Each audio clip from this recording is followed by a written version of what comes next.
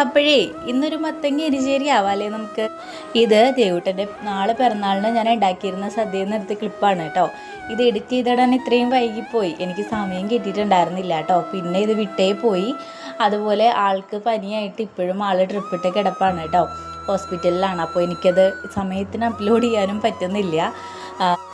ആദ്യം തന്നെ നമ്മുടെ മത്തങ്ങ കട്ട് ചെയ്തെടുത്തിട്ട് അത് കുക്കറിലേക്ക് ഇട്ട് കൊടുക്കുക. അല്ലാതെ തുറന്ന് വെച്ച് വേവിച്ചാലും മതി കേട്ടോ. അതിലേക്ക് ആവശ്യത്തിന് ഉപ്പും മഞ്ഞളും മുളകും കറിവേപ്പിലയും ചേർത്തിട്ടാണ് വേവിക്കേണ്ടത്. ഞാനൊരു ടേസ്റ്റിന് വേണ്ടിയിട്ട് 1 സ്പൂൺ ശർക്കര ചേർത്തിട്ടുണ്ട് കേട്ടോ.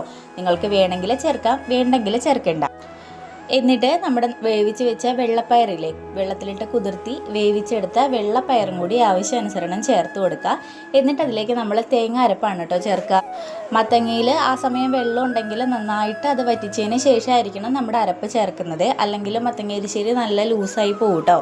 എന്നിട്ട് അതിലേക്ക് വെളുത്തുള്ളിയും ജീരകവും ചേർത്തരച്ച് നാളികേരത്തിൻ്റെ കൂട്ട് ചേർക്കുക.